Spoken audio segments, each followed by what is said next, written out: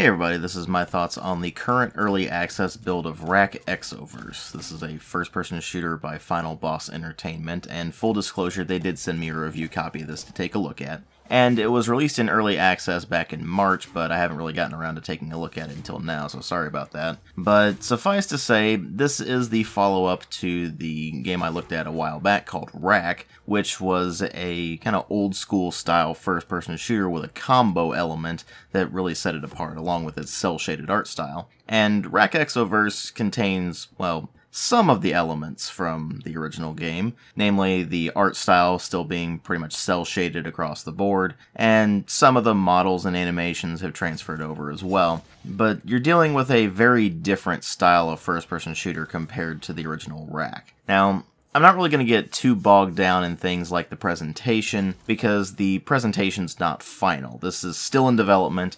Everything could change by the end. In fact, with the original Wrack, when I did take a look at it, it actually wasn't final artwork that they were using, and they tweaked a few things here and there by the time the full version came out. So I expect the same will probably happen with Wrack Exoverse. But as it stands right now, what you have here is a tower defense first-person shooter with roguelike elements.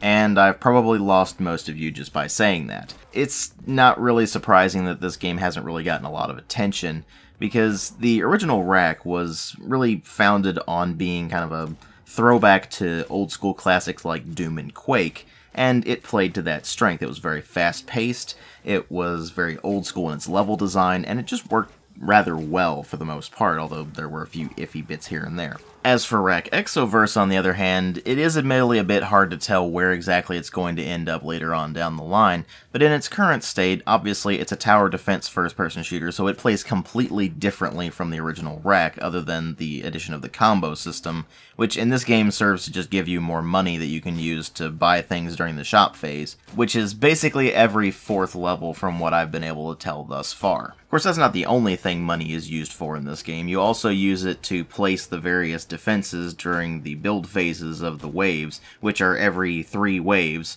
So you start out, you build your defenses, you have 2 waves of combat, then it goes to another build phase, and it repeats until eventually you end up with the final wave, where you're supposed to hold the line, and it just throws a ton of enemies at you, or it throws a boss at you. And in fact, building those defenses is probably going to consume the vast majority of your money, because the game likes to throw an absolute ton of enemies at you at once during the waves, particularly once you get later on into the game. And you're not necessarily prepared to deal with them, because you only have 4 weapon slots, and you only start with 1 of those filled, and that just depends on which character you're playing. So if you're playing with Cain, then you get a sword that's really slow to use but does a fair amount of damage, and if you're playing as Vance, for example, then you get a sniper rifle that shoots exploding bullets. Meanwhile, there are 2 other characters listed in the menu that I have yet to unlock, so I don't know what their capabilities are, but when you pick a character, it also comes with a loadout of turrets, of which it seems like you only have 1 slot for, but it's hard to tell that because the game's not finished and I haven't unlocked everything in it right now. So there could be an upgrade waiting for me that gives me a second turret slot, but I just haven't gotten to that point yet. Regardless, if a slot is full and you either find an upgrade somewhere in the level or you buy it at the shop phase, then it replaces whatever was currently in that slot. So you do need to be careful with what you're picking up and whether or not it's better or worse than what you currently have. So for example, if you have the revolver in your pistol slot and you run across a pistol, you're probably not going to want to switch because the revolver is a lot better than the pistol is because it does a ton more damage even though it only has 6 shots. And that sort of thing is partly where the roguelike elements come in, because every single run you're always going to have some parameters that are always constant, like of course the fact that you start with the long shot if you're Vance, or you start with the sword if you're Cain, and of course the turrets that you start with, and there's also the addition of relics that you can get that will carry over between playthroughs, but apart from that, you start with $1,000 of the in-game money, and just your basic weapon, your basic turret, and that's it. You have to get everything else as you continue playing, and whenever your character dies or whenever the beacon is destroyed at any point, you fail the run, and you have to start all over again. As you continue playing, you'll gradually level up, and this will unlock new features, like, of course, new characters, new weapons, new enemy types, that sort of thing. And that will carry over with other playthroughs as well, so all of your unlocks are constant, and any relics you've picked up are constant. but other than that, pretty much everything is procedurally generated when you go on a run. This presents some problems. First off, the level design in this game is downright terrible. It was clearly designed with the general idea of a tower defense game in mind, but it forgets the fact that this is also a first-person shooter, and thus you have basically nothing interesting in the levels. They're all a bunch of corridors, and with a few open areas here and there, absolutely none of which have any interesting features at all. There's no environmental things that you can interact with, there's no objects in the environment that actually look any different from one another, so whenever you go in a specific level, it might just say, Rainforest 1 or Rainforest 2, and it looks almost exactly the same as the level you saw before, just with a slightly different layout. This contributes to the game feeling extremely repetitive extremely quickly, and that's a pretty nasty problem, particularly when you're having to go on multiple runs over and over and over again because you keep failing miserably until you've unlocked a few upgrades. This leads into the second problem, which is that you start out the game extremely weak. You have basically no weapons available to you, and the ones you do have really are not sufficient for dealing with the huge hordes of enemies you're going to fight. So, you end up failing miserably for the first several runs until you've unlocked a few upgrades, and then you can actually start handling things a bit better. But even by that point, your weapons still feel extremely wimpy, particularly of course the pistol, but even the shotgun doesn't feel all that beefy, and part of that is because most of the enemies are downright bullet sponges. Some of the weak ones, of course, will go down really easily, but you very quickly start running into enemies that either have shielding or just have a very large health pool, and they will take many shots to bring down, even if you're using the weapons effectively like they're supposed to be used. For example, the long shot and other rifles need to be used for headshots, because if they do that, they get extra damage, and of course the long shot does additional damage by having exploding bullets.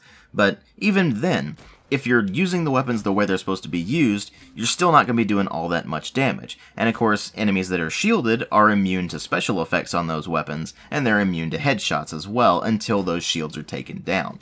This can get pretty frustrating after a while. Particularly if the enemy just keeps walking right around your towers like it's nothing, because the towers at low levels don't do a lot of damage either, so you're having this perpetual problem of, at least until you've unlocked things later on in the progression, you're going to be feeling like you're incredibly underpowered compared to what you're fighting. On top of that, the amount of money you earn from kills is fairly low, so you need to be going for high combos, which is easier said than done when reloads take a fairly long time, and the towers can not necessarily take down enemies fast enough for the combos to continue. And with those towers being more expensive, you also have this perpetual problem of you earn your money and then it immediately goes into building defenses just so you can survive the next wave. And then, even though you survive the next wave, you still don't get that much money to actually get upgrades or get more towers, and the cycle just ends up repeating itself. Add to that issues with the enemy AI, and particularly its pathfinding, where a lot of the times the aliens will just get stuck on walls and you'll just end up having to run around and figure out where they went and blast into bits, and it just ends up making the core gameplay something of a mess. On top of that, you have a lot of the relics of this being an early access game, like people stuck in the T-pose, or enemies stuck in the T-pose, or textureless enemies, or enemies not even necessarily spawning. It's very obvious that the game has a lot of work to be done. Although even when that work is done, I'm not sure they're ever going to be able to overcome the simple fact that they tried to make a tower defense first-person shooter out of what probably should have been just a refinement and improvement upon what they did with the original Wrack. Because the original Wrack, despite its problems, was actually a pretty fun game when you got down to it. It was a fast-paced, old-school-inspired first-person shooter that did enough different that it kind of set itself apart from the pack. And they had plenty of room to expand upon that gameplay style, make a bunch of improvements, make a more complex game, even put in some multiplayer, and it would have been so much better. But instead, we get this. And I'm not really sure what to do with this, because to be perfectly honest with you, tower defense is one of the most boring genres in all of gaming. And on top of that, they put in roguelike elements, and that just makes it so much more tedious.